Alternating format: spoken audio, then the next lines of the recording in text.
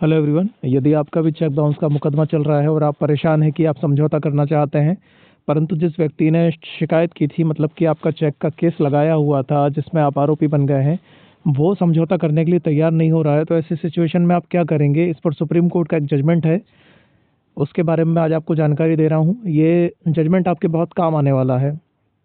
कहानी कुछ इस प्रकार है। एक पुराना केस है, दामोदर एस प्रभु वर्सेस सैयद बाबालाल एच। ये मुकदमा 2010 का है, जहां पर सुप्रीम कोर्ट ने ये कहा था कि यदि कोई व्यक्ति चेक बाउंस का आरोपी है और शिकायतकर्ता समझौता नहीं कर रहा है, तो आरोपी अपने एंड से केस में एक एप्लीकेशन समझौते का पेश कर सकता है बिफोर द मजिस्ट्रेट, समझौता करने के लिए। इसमें ज़रूरत नहीं है कि शिकायतकर्ता ही उसकी तरफ से आवेदन पेश करे। यदि आप आरोपी हैं तो आप भी अपनी तरफ से आवेदन पेश कर सकते हैं, क्योंकि यदि आप पूरा पैसा देना चाह रहे हैं और ख़त्म करना चाह रहे हैं केस को, तो अननेसेसरी केस को खींचने का कोई सेंस नहीं बनता है। इसमें कुछ गाइडलाइंस सुप्रीम कोर्ट ने दी थी। उन गाइडलाइंस को सुप्रीम कोर्ट ने, ये जो नया केस है संजावेज तरीक वर्सेस किशोर एस बोकार में, इसमें उसे मॉडिफाई किया है। कुल मिला के जो एक अमाउंट था, पहले कोर्ट ने डिसाइड किया था कि आरोपी यदि समझौता करेगा तो वो कितना देना होगा, उसे मॉडिफाई करके कम कर दिया गया है।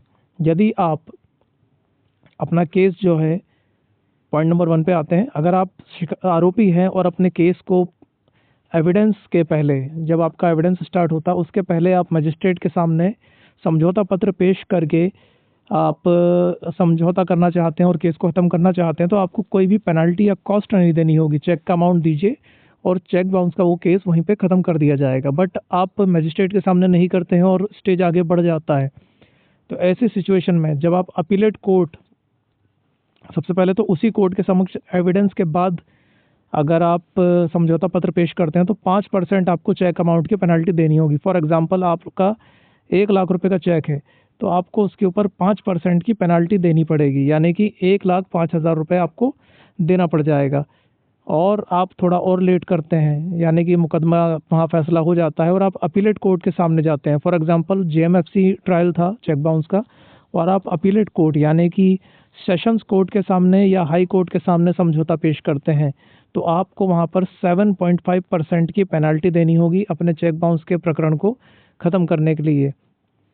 आपको इतनी पेनल्टी देनी होगी जिसके साथ वहाँ पर भी समझौता किया जा सकता है, क्योंकि चेक बाउंस का जो केस होता है, it is compoundable at any stage. ये किसी भी स्टेज पर जाकर इसमें समझौता किया जा सकता है। यदि आप हाई कोर्ट में भी नहीं कर पाए समझौता, तो आपके पास अगला रास्ता बचता है कि आप सुप्रीम कोर्ट के सामने, जी हाँ, सुप्रीम कोर्ट के सामने भी इसमें समझौता कर सकते हैं। बट वहाँ पर आपको 10% ऑफ द चेक अमाउंट को पेनल्टी के रूप में देना होगा। मतलब कि 1 लाख रुपए का यदि आपका चेक है, तो आपको उस 1 लाख के ऊपर से 10% एड ऑन में देना पड़ेगा, तब आपका समझौता होगा। अब समझौता होगा तो ये राशि कहाँ जमा होगी? तो जिस स्टेज में, सबसे पहली चीज़ तो जो कंपाउंड कॉस्ट है वो not to be paid to the complainant. अब जो कॉस्ट लगाई जाएगी वो आपको कंप्लेनेंट को नहीं देना है। वो कहाँ देना है? वो आपको लीगल सर्विसेज अथॉरिटी के पास सबमिट करना है। लीगल सर्विस अथॉरिटी के पास जमा करना है। वो कहाँ करना होगा? ट्रायल स्टेज पे आप कराते हैं तो डिस्ट्रिक्ट लेवल जो लीगल सर्विस अथॉरिटी है वहाँ आपको देना है। सेशन कोर्ट, हाई कोर्ट में जाते हैं तो स्टेट लीगल सर्विस अथॉरिटी में जमा होगा। और यदि आप सुप्रीम कोर्ट पहुँच जाते हैं तो supreme court legal service authority के सामने आपको वो एडिशनल जो कॉस्ट अमाउंट है वो देना पड़ेगा। और जो चेक का अमाउंट है वो आपको शिकायतकर्ता को पे करना होगा। ये कोर्ट में सबमिट नहीं होगा, ना ये जो लीगल सर्विस अथॉरिटी उसके पास, ये आपको कंप्लेनेंट को पे करना होगा चेक अमाउंट जो रहेगा।